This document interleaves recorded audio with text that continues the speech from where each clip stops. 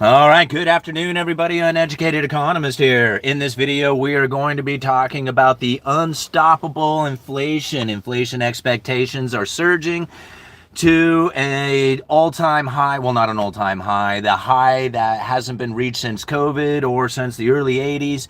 We have very high inflation expectations that are taking place right now, which is really having a profound impact on the economy. The interesting thing about this is that the consumer price index, which is one of the indications of inflation, it's not the indicator of inflation or price inflation, but one of the metrics that they use, is actually coming down. Quite opposite of what people would have anticipated from an elevated inflation expectation. We actually seen the consumer price index starting to tick down. Now, I don't suspect that that's going to be the case forever going into the future, like we're going to have the CPI continue to tick downward. But considering all the inflationary expectation that we've had from the credible threats of tariffs and all the issues that are being faced with as far as like the idea of like recessionary pressures and unemployment rising and all this other stuff, would typically have an inflation expectation that would be elevated, which is what we are seeing. But very little communication comes out talking about how the CPI came in less than expected, but all kinds of information coming out about how the Federal Reserve has an elevated inflation expectation, or believing that inflation is going to be elevated going into the future based on the ideas of tariffs. What's occurring is not that, but the inflation expectation is occurring. Do you see the difference inside of this? Like, people have a tendency to overlap these two issues, inflation and inflation expectation. If you have inflation running low, it doesn't mean that you can't have inflation expectations running high. People's feelings, the beliefs, the ideas of what it is that's coming to the future will definitely have a profound impact on their decision making based on their expectations of what is coming. Not the reality, the expectations of it. Think about it. We have just come off of the idea of having 25% increase to the lumber tariffs coming out of Canadian lumber. There was massive articles talking about this, like all over the place. There was, the home builders were talking about how it's going to cause a $10,000 increase to the cost of building a home. All these people were talking about how it was like going to be this dramatic, issue that the United States was going to face from all these lumber tariffs hitting Canadian lumber. I mean, there was this news article after news article of it. And then when the lumber was exempted from tariffs, crickets, like literally went silent. Nobody's talking about it, even though there's been a 34% duty that has been implied or impacting Canadian lumber now, but yet there's no communication out of it at all out there. Right? See, now this is exactly the propagandized information that I keep trying to show and share with you guys. They are trying to elevate the inflation expectations. They are desperately wanting you to believe it. Now, their real nightmare when it comes to like the Federal Reserve in the monetary policy, their real nightmare is a deflationary scenario. One in which that they cannot find the inflation that they are looking for. You don't believe that that's the case? I mean, just look at some of the speeches that have come out prior to COVID talking about how it is that they cannot find the inflationary scenario that they are looking for, how they were not able to achieve a 2% target, how they are not able to adjust monetary policy to stimulate the economy because they were at the lower bound of zero. All these problems that the Federal Reserve was facing, they are not facing any longer. In fact, those problems are being alleviated from an elevated inflation expectation. Literally, it doesn't matter what's taking place within the economy so long as you believe that there is going to be destruction from a weakening dollar, from money printing, that the dollar is worthless, that the inflation is going to be running hot going into the future. That's what they need out of you. They need that out of you in order to save their monetary policy, because their monetary policy was attempting to operate at the lower bound of zero with no inflation that was taking place even after money printing. This is probably one of the biggest psyops operations in the history of time, and it's totally working. It's totally working for the benefit of the Federal Reserve and their monetary policy.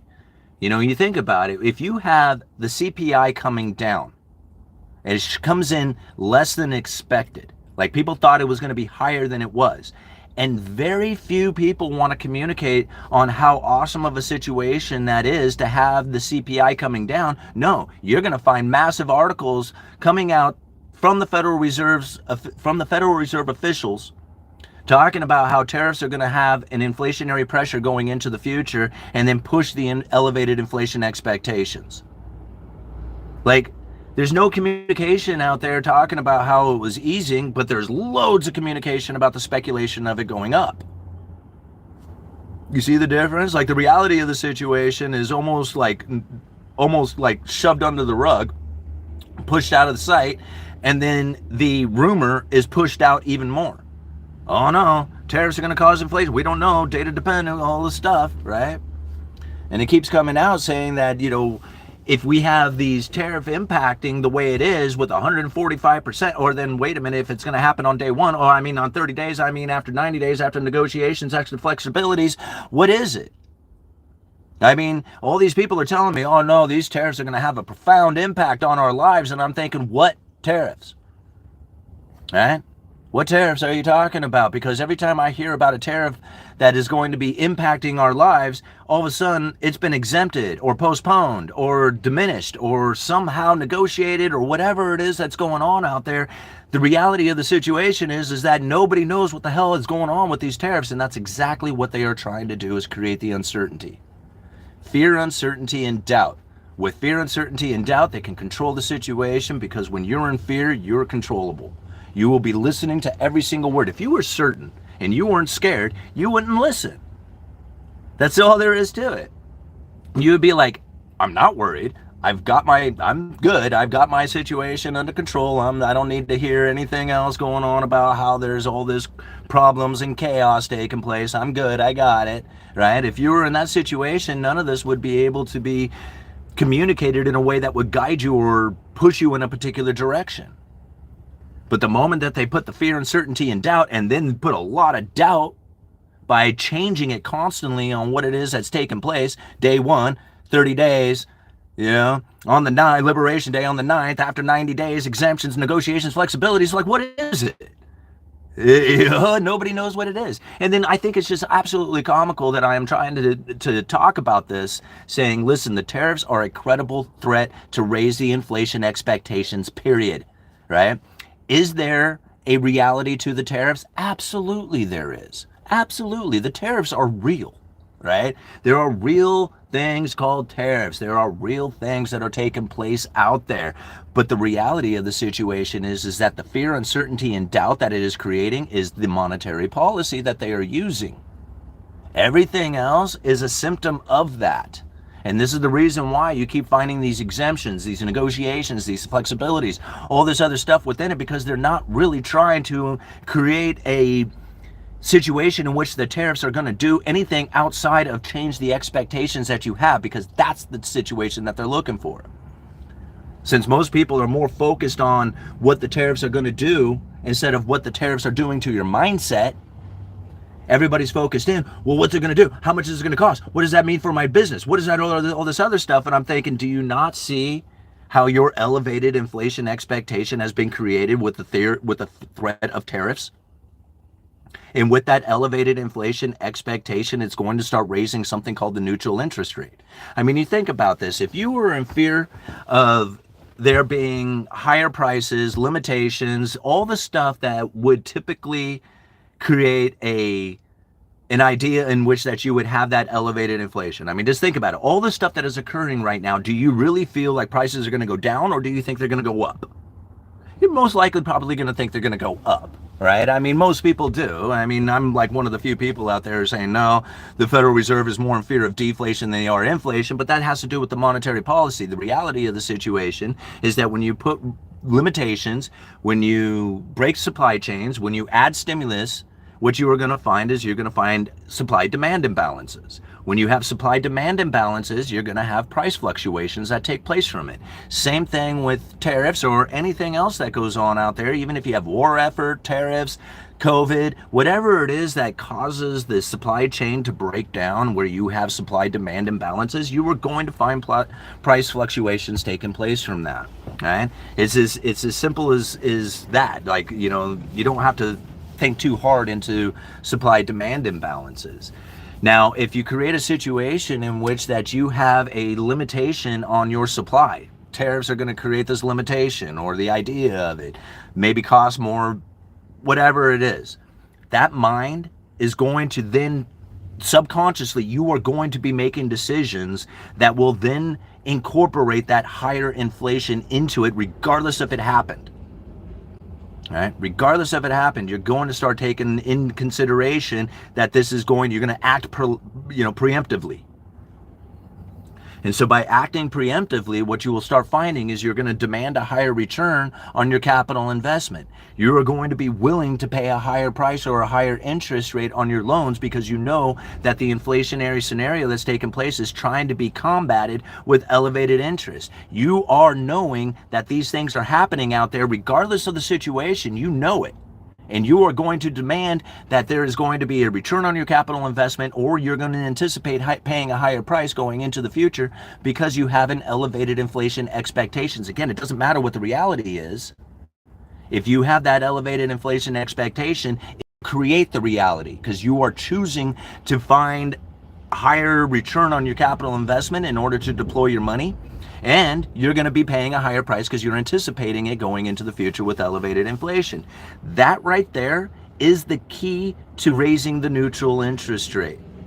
It's not so much the having a broken supply chain. It's not so much about causing all these stimulus. It's about your mindset and what it is that you plan on doing going into the future. Because if you are going to demand a higher return on your capital investment and you're willing to pay a higher price to get that item, knowing that there's going to be inflation going into the future, that there might be limitations, that there might be higher prices, you're going to be willing to pay that higher price today. And then in that sense, raising the neutral interest rate is the goal of the Federal Reserve. By raising the neutral interest rate, they can stand still with their Fed funds rate. Think about it. They haven't adjusted interest rates much for years. What? 1 percentage point since like what? 20, like they promised that in 2023, they promised interest rate cuts through the dot plot. Remember that? Like everybody thought that there was going to be 7, 8 cutting to 0 during 2024. They cut 1 percentage point and then they stood still, and now they're still standing still. And if you have an elevated inflation expectation, it's going to raise that neutral interest rate, making ever closer to the Fed funds rate, making the economy less restricted. This is it. This is what they are doing. All the rest of it is noise. Is there reality to it? Absolutely. Like there is definite things that are happening out there in the global economy with the global supply chains that are taking place right now. But understand that elevating the inflation expectation was the absolute goal, necessity. Couldn't have it any other way. And if they didn't raise that inflation expectation, they would be failing right now. So important to understand that. We're going to go into the future with even more elevated inflation expectations, regardless of the situation, even if they back off on the tariffs and all that other stuff. The perception that you have already incorporated into your mindset is going to have an elevated inflation expectation going into the future, and this is going to be a win for the Fed. It's going to be a win for monetary policy. If they can raise that neutral interest rate up to the Fed funds level, the Fed can say, hey, we're at neutral. We're at perfect. We have low unemployment if the unemployment stays low. If you don't find the inflation, like the actual inflation dramatically rising, then this is like the sweet spot for the Fed, right? CPI is down. Unemployment, although the expectation of it is quite elevated, that there's going to be high unemployment going into the future, the reality of the situation is that we still have fairly low unemployment on a historic basis. Right? So we have the CPI coming down, unemployment still fairly low. This is like the sweet spot for the Fed. The Fed is like totally winning. Nobody believes it. Nobody understands that because they have all this fear, uncertainty, and doubt that is ripping through them, but they don't know that the Federal Reserve is actually achieving what it is that they intended to achieve. And that's what's scary about the whole situation, is that most people are looking at it like we're on the cusp of losing or failing or something. And I'm like, did not anybody really recognize that the situation we are now in is probably one of the best gifts in the entire world to the Federal Reserve? Like, I don't know how many other people see it. They think that the Federal Reserve has no idea what they're doing, that they're freaking out, that they have no clue, that they're You know, all this like anxiety is ripping through the FOMC or something. And I'm like, absolutely not. If there was any other situation other than this one, they would be panicking. This is exactly what they are looking for. CPI coming down, elevated inflation expectation, fairly low unemployment, right? Like, how could it be any better for them? Like, literally, how could it be any better for them than right here, right now? I understand that all kinds of people are going to be like, oh, well, think about all these issues that they are facing right now. And I'm thinking all those things that people are telling me to look at as far as the issues that they are facing was not issues that the Federal Reserve was communicating. Like when they were saying, the Fed was saying, we have issues. The issues that we have as the Federal Reserve is that we have monetary policy operating very close to the lower bound with a low neutral interest rate. That is our problem. We need to solve that. The way that we solve that is by having an inflation expectation that is persistently too high. By having an inflation expectation that is persistently too high, they will save their monetary policy from operating out of the lower bound of zero with a low neutral interest rate. Like I can say it as I can keep repeating this over and over and over again because this is what they are doing. Anything else outside of that is a symptom of the problem. Literally, it's a symptom outside of what it is that I am trying to communicate the Federal Reserve is attempting to do. Everything else is incorrect. I mean, it's not incorrect in the sense that it's not happening. Like that is true, but it's not the primary issue. Right? Most of the things that people are saying, hey, this is the primary issue, it's not. They're symptoms. The primary issue was the Federal Reserve was operating the Fed funds rate at the lower bound of zero with the low neutral interest rate. And the key to saving that was having an elevated inflation expectation. That's it. Everything else was secondary to it. And everything else is literally a symptom or an effort to do exactly that, which is to raise the inflation expectation. I said it. How many times did I say inflation expectation in this video? Because it's two different things. Inflation and inflation expectations. Very different. Their communications, their attempted goals, everything that they talk about is all in this idea to try and bring the inflation down to the 2% target, right? And this is communicated out there to the people. And the people are going, man, you can't get it down to the 2% target. You obviously are having struggles. You're obviously having a hard time because you can't get it to the 2% target like you said you were trying to do. So you have an issue, right? And this is what the people have a tendency to feel. The only problem with it is that they're not going for a 2% target. The people don't know that. The people believe that they're going for a 2% target because it's been communicated so many times through so many different channels. Our 2% goal, 2% over the long run, 2% sustainable long run goals or whatever. They have this communication that sounds like they're trying to get inflation to a 2% target. They are not. Nothing could be further from the truth. They are attempting to get moderately above 2% for some time. Bang, here we are, moderately above 2%. I don't know if this is moderately above 2%. They didn't define it. I mean, I'm just assuming we're moderately above 2%. I mean, what's moderately above 2%? 2.1, 2.2, 3.8? I don't know. Like, I mean, what's moderate above 2%? Since they don't give us any kind of definition of what that is, we can just assume that they're going for somewhere slightly above the 2% target, which is somewhere where we are now. This is very much in line with what it is that they were looking for. Again, like, I can't see any other way that the Federal Reserve would want to be operating right now other than this in order to achieve that goal. And that's it, man. All right, good day, UE. Good day, John. All right, we got 485 people watching with 67 likes. Be sure to hit that like button. Let me go who's down here to Chris Six Strings with the $5. Thank you so much. This why I don't agree with Schiff and the Austrian guys. The Fed and government aren't stupid. They're corrupted and greedy. I absolutely agree with that. I totally agree with that in every sense that most people who look at the Federal Reserve failing or don't know what they set a belief into the people that gives the Fed. It is so, I know that is so backwards thinking for most people, but like literally gold bugs, New World Orderists, like the people who believe in the New World Order takeover, anything that says, like, you know, government control or whatever, that they are screwing it up, weakening the dollar, causing the dollar to fail, all this other stuff, all that mindset, all that belief is literally being used against those people to elevate the inflation expectation and cause a win for the Federal Reserve. It's literally the information is backfiring on the people. And they don't even know it. They don't even know it. It is. And I mean, the reason why I'm able to say this is because I used to be the conspiracy theorist. I still am in a lot of ways. Like, I know the New World Order takeover is happening. Like, I not just believe it, I know it, right? I know there's a New World Order. I understand that it's happening. I understand there's world governance. I understand that they have a massive game that they play. I mean, think about it. All these countries work in lockstep to each other. COVID was proof of that. Every single country deployed the exact same strategy almost at the exact same time. It was like, come on, guys. Like, can you make it a little more obvious? You know, that's what you were doing? I mean, it was just so straight up. And then there's a couple of countries like, we ain't participating. And it was just like, what? Like, how they all, well, that's interesting, isn't it?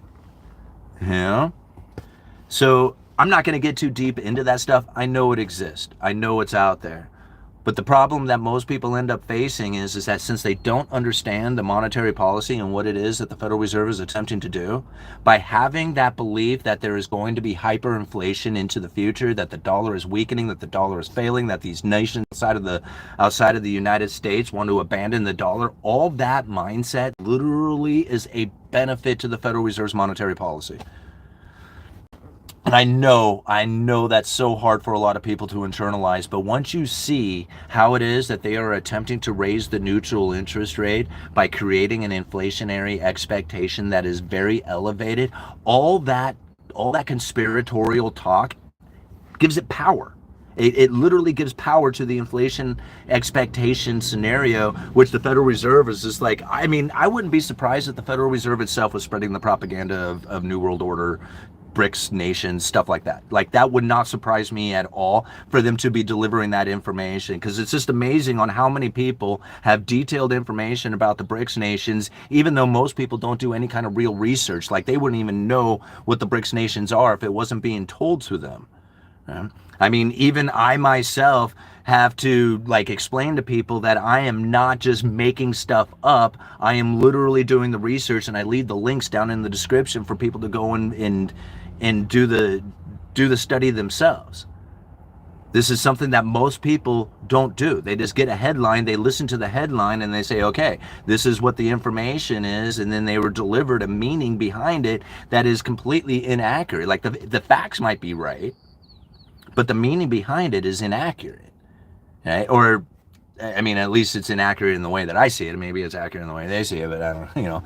But this is really what ends up happening is that if you have this situation in which that you believe that the Federal Reserve is failing, don't know what they are doing, that the dollar is failing, that there's going to be inflationary scenarios going into the future and stuff, the Federal Reserve sits back and goes like, yes, that is exactly what we need the people to be talking about and communicating about. Because if it was any other way, then the inflationary scenario would be low. The monetary policy would not be able to have the power in order to stimulate aggregate demand the next time we roll into recessionary pressures. Like, this is literally like the Federal Reserve wants elevated inflation expectation. They want elevated Fed funds rate. They want the neutral interest rate to be rising. And they are getting it. They are winning the game right now.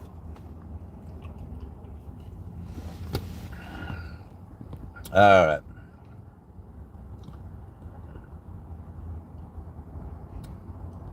Let us see. All nighter. People believe what they want to believe. Yeah, they really do. And here's the funny thing about it is that once you have chosen a side, like if you fall in line with another person's belief, they're like, you're listening to somebody and, you know, they're up there on the stage and they're going for it. And it's just like, man, I'm really agreeing with a lot of this guy. Like, man, he is saying the right stuff. It's in line with everything that I am saying, and I'm thinking too, man, this guy's got it. Like, him and I, we jive. And then you go and you share, like, this guy's information, maybe his videos, his books or whatever, and you're like, hey man, no, listen to this dude, he's got it going on. And then you find out later, it was just like, man, maybe it's not quite what I thought it was, right? But then you're already stuck after having shared like the idea and belief, and you're saying, no man, this guy's got it, he's got it going on. But then he starts saying stuff that you don't necessarily agree with, right? And all of a sudden then your mindset towards him starts to drift. Well, if you're an individual who is just a normal guy, no problem, right? I mean, you just change your belief system. You're like, hey man, yeah, I thought so before, but now I don't. If you have an audience, there's a different story that's going to end up being told here, because now your audience is listening to you for your credibility, right? So you said he was doing a great thing. You put on this idea, say something of the nature of tariffs, okay? Somebody is just like trying to defend Donald Trump, the idea of these massive tariffs. Let me explain to you why it is that these massive tariffs are a great thing, that they need to happen. If they don't happen, it's going to be very damaging. And then they don't happen. Now you have to back up and say, okay, well, them not happening isn't a bad thing anymore. But see, before it was a good thing, but now they're not going to happen, and we got to say how that's a good thing. You see how you have to constantly flip-flop to stay in the belief system of somebody else. I don't have a belief system that attached to somebody else. I have my own belief system based on the things that I've researched. So therefore, if anything happens out there with somebody else's belief, like all of a sudden tariffs are a good thing to all of a sudden like no tariffs are a good thing, I don't have to flip-flop. I don't have to flip-flop around, because I'm staying to the exact information, to the belief system that I have developed, that's not based on anybody else's out there. I don't care what Daniel DiMartino Booth says. I don't care what Peter Schiff says. I don't care what all these other economists or all these other people out there have to say about it. I have my own studies, my own research, and my own belief system to it, and I stick to it. So therefore, when something happens out there that all of a sudden has somebody's belief system completely shattered, mine isn't. My belief system isn't shattered because I wasn't attaching my belief system to somebody else's belief system.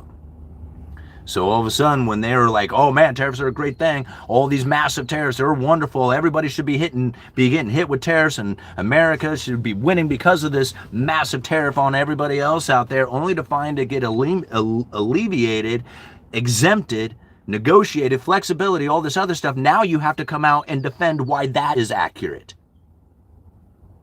See how you're constantly changing your belief systems on this. That's not me. I don't do that. I never once ever believed that there was going to be anything that the government could ever have possibly done to bring good manufacturing jobs back to this country. I didn't believe it when Biden said he was going to do it. I didn't believe it back when Obama said that they were going to do it. I didn't believe it now. There is no way that it's coming back because of the Cantillon effect. Once you understand and internalize the Cantillon effect, all this stuff, it's just like, empty promises backed by more empty promises, because there's no way that they are going to be able to battle against the underlying economic forces. There's just no way about it. What time is it, man? I'm really going off. I only got a few more minutes here, guys. I wasn't really trying to make this like a ranting video. I really did want to talk about the neutral interest rate and how elevated inflation expectation raises the neutral interest rate. But I got a little worked up here. Maybe I've had too much caffeine like normal. Before we go, though, I definitely want to tell you guys, I've got the official Uneducated podcast up and rolling. There's 12 episodes that are now on Spotify. There's a link down in the description. I need your help with subscriptions and listening time and stuff like that, because we want to get that up and monetized. For those of you who don't necessarily want to watch the videos, but just listen to it, the podcasts are going to be available for you on all these videos. And like I said, I got the last 12 of them up and running, so we have that link down in the description. Please share that with all your friends. I'm going to be trying to post that and get it shared out there, because again, we want to get some attention and get some activity moving on that. So if everybody could just go and click on that and just let it run for a while, even if you're, got it playing in the background or something like that, you could really help out the Uneducated Economist. And I got Sarah doing that, my wife. She's, taking care of all that for us now. All right, Simon, how do you know the neutral interest rate has risen, since we don't know what the neutral rate is or if it even exists? Well, it definitely exists, right? Because who is this? Beloved, you're lucky I read your comment, man. I have not been real happy with you. Okay, So, but I'm going to go for it because it's a good question. So here's the thing. The neutral interest rate does exist. There's no way that it cannot exist. Nobody knows where it is, right? Because the neutral interest rate is not something you can observe in real time. But the neutral interest rate is when the Federal Reserve is neither accommodating nor restricting the economy. So there has to be some place that the neutral exists, right? We just don't know where it is. Now, how do I know that the neutral interest rate has risen? I don't, right? The only way that I can really give you any kind of confidence that the neutral interest rate is rising is because of Michelle Bowman's speech saying, it is Michelle Bowman, I don't have it right in front of me, so I can't read it directly towards you, or read directly from the speech itself. But she said, it is her belief, right? Something she said that over whatever time period, that the neutral interest rate has risen and not very far away from where we are today. Now, that was a speech that was given a few months ago. So again, like we don't have any exact knowing where it is or how far away it is, but to hear Michelle Bowman say that she believes the neutral interest rate has risen and that it is very close to where we are today, that leads me to believe that, yeah, it's probably rising on the elevated inflation expectation. And when you have all these governors, all these Fed officials, all these people who are pouring out saying, oh man, tariffs are going to cause inflation going into the future, even though at the exact same time, we see the CPI coming down coming down, it was actually lower than expected. Right? But nobody, like the Fed doesn't come out and say, oh, hey, by the way, CPI is coming down. We're starting to achieve our goals. No, they push information out there that says, hey, we got elevated inflation coming into the future. You better think about that. Right? You see the difference inside of it. So yes, definitely there is a neutral interest rate.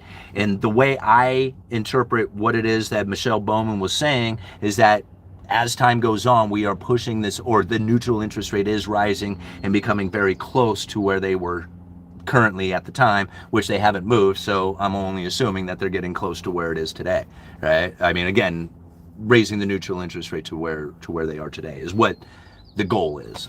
Am I saying all that right? God, I'm just babbling today. Okay, production takes time, price increases don't, and there's still much we don't know. How dependent are U.S. companies on foreign components? It's not going to really make any difference. We're going to bring some manufacturing back. We manufacture a lot in the United States. There's no doubt about it. A lot of times when people hear me speak, they're saying, like, they think I'm saying that there is no way that a single job is coming back to the United States. That is not what I am saying. What I am saying is that there is going to be no meaningful return of jobs that's going to make any kind of significant difference to our economy. That's what I am saying. Right? I didn't say that they weren't going to bring jobs back. We can bring jobs back, but we're not going to bring them back in such a way that we have this return to renaissance of a good manufacturing state that produces the world's greatest stuff, sends that stuff out there to the world, and the world sends us their money. That is not going to happen, period. Right? I don't care what anybody says, not going to happen. Right? And I can confidently say it no matter what the idea or what the administration says that they plan on doing, because the underlying economic forces are going to prevent it from occurring.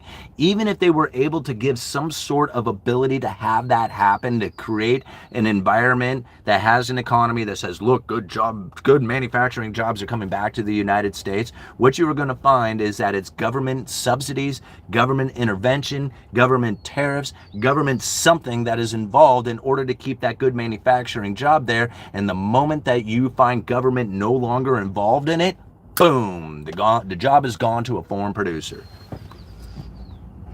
All right. My daughter's application at the local sweatshop was rejected.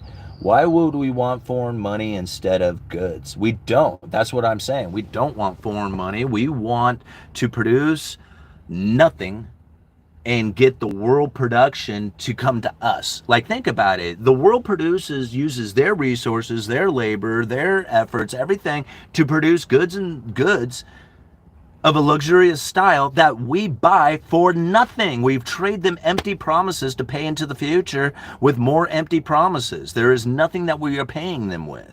And people are like, oh, we're getting screwed. America's getting screwed. And I'm thinking, no, we're not. No, we are not.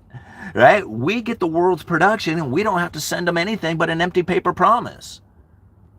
I mean, that's a pretty good deal, right? And people are like, they need to stop screwing the United States over. And I'm like, okay, you go ahead and think that. I mean, I'm going to be sitting over here watching it all really go down, you know? All right, people want to bring jobs back without government subsidies. The private sector is the only concerned with profit. And that's it, Steve. Boom. Steve, you got it, man. That is the reason why the jobs left. It was because you got an expensive, luxurious standard of living that is not competitive. Therefore, if they're going to profit with their products, and everybody says, well, if they weren't trying to profit, maybe we could have a good job. And I was like, why the hell would you do anything? Like, would you work so that you don't get a profit? I mean, that doesn't make any sense, right? Everybody wants to profit. If I go and I spend time and effort and energy to produce a product that I can sell out there and somebody says, dude, you're greedy if you want to profit from that, I'd be like, what the hell would be the point of even producing it? Why would I create a company, hire employees so that I can't profit? I mean, if I can't profit from it, then why? I'd rather go sit on the beach and do nothing.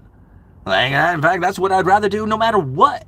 But if I know that there's a way to profit out there, well, maybe I'll just postpone my beach experience so that I can chase the excellence, create the company, create the product that is going to be profitable inside of this economy. And then if I get told, man, that's wrong, then I'm going to go back out to the beach. Right? I mean, screw it. I don't need to put out effort. I don't need to do that so that I can't be profitable. But if somebody says, dude, you could be wildly profitable if you did this, well, hell, man, I'll postpone my beach experience so I can chase some excellence to become wildly profitable. Sure. Right? That's it, man. It's capitalism at its finest. Profit is a sign of what market wants. Losses is a sign of doing what the market doesn't want.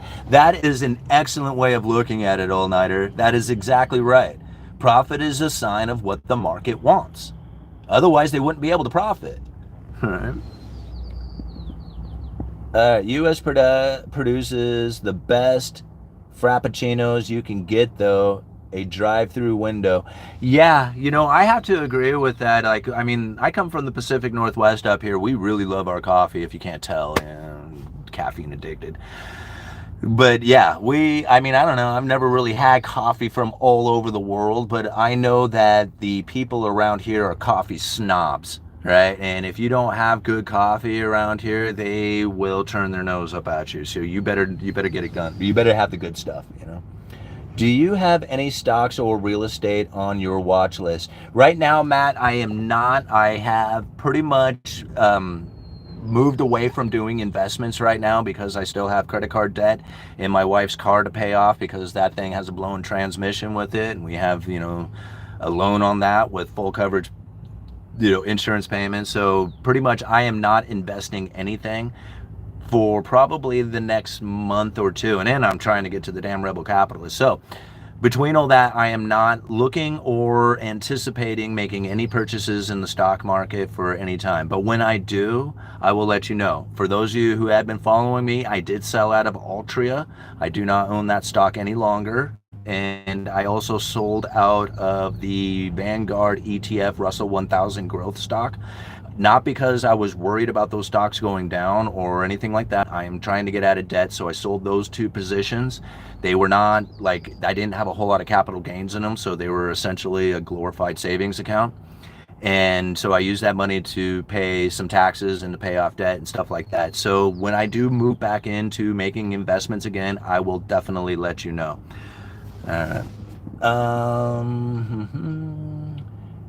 You maybe don't know, but it's not only U.S., but the whole globe that is affected in already Great Depression here. All right. Okay, can't spell fast food without fat food. What time is it? Oh, Jesus. Okay, guys, I only got another couple minutes left here. Modern mom and pop store will keep families going. And lumber's down. Lumber's at $570 per thousand. I don't know exactly where it is today, but it's under $600 per thousand. The demand for lumber is still really low. There's not a whole lot of activity happening within the builder demand. The buyer traffic is incredibly low. when it comes to home builder sentiment. So once you see buyer traffic moves positive, which I do not see that happening anytime soon, so I'm not worried about it like in the next month or even 2 months. But once you see buyer traffic on the home builder sentiment go positive, man, lumber's going to take off like a rocket ship, and there's not a lot in the system, so it's going to get expensive fast. However, I don't know how far out you should look, but I don't see that happening anytime real soon. Right? Like, I can't put a date on it because I don't see how the sentiment has changed. Like, to me, the sentiment is very down, and it doesn't appear like it's going to have any kind of reversal anytime soon. But if there was something to happen within the economy that all of a sudden started bringing buyers back to the market, and you start seeing them like, being there in a way that raises the home builder sentiment to encourage them to go out there and start speculating and building homes again, well, then I could see where you would find the lumber prices moving dramatically. But again, that's a very what if scenario that I don't see lining up as of yet, and I will let you know the moment that I see it. Right? But as of right now, low demand, low prices, and low inventory. Did you sell low then regret it? It's all good, man. Well, make it back. No, I didn't sell low. I sold with a profit. I mean, it wasn't like I sold under. And the Altria dividend paying stock, I don't even know how much I've gotten dividend payments. So it was quite a bit that I had done well with that stock. I had no problem selling it at all, so that I could pay off my debts. Like I said, it was like I should have been paying my debts with it in the first place anyway, but I thought I could get those things paid off faster. So paying off debts as opposed to investing is by far the best investment you can do. Because if you're investing and not paying off debts, your investment has to be going to have a return beyond that of the interest rate payment that you're making. So if you're in debt or you're making credit card payments, there's no point in even investing. There's like your investment is the credit card debt, is the car loan debt. Pay that thing off first, and then you can go back into investing, because it's going to be very difficult to invest in something that is going to pay you beyond what it is that you're paying in interest on your credit card debt. Like, you might be able to find it in that case, okay, cool, but even then, you're probably just going to make a little percentage beyond that of what you're paying in interest, right? So just pay your credit card, pay your debts first, and then worry about investing. That's all there is to it. Okay, guys, this was a lot of fun. I got to go. Uneducated Economist. Check out the link for the podcast, please. I appreciate it. I really need a bunch of people to click on that thing. I need a bunch of people to subscribe, and I need a bunch of people to listen, because you need to meet this criteria before it can be monetized, and that's really ultimately what we're trying to do. But all these videos should be going up onto the podcast either within a day or within a couple of days of the time that they are coming out here on YouTube. So it should be fairly recent videos that are popping up there. But again, we're trying to get that thing up and monetize, so I really appreciate if everybody go check it out. Uneducated Economist, you guys let me know. Be sure and hit the like button before you go. Yes, thank you, Travis, for that. You guys are awesome. Thank you for being here. All right, Uneducated Economist, you guys let me know.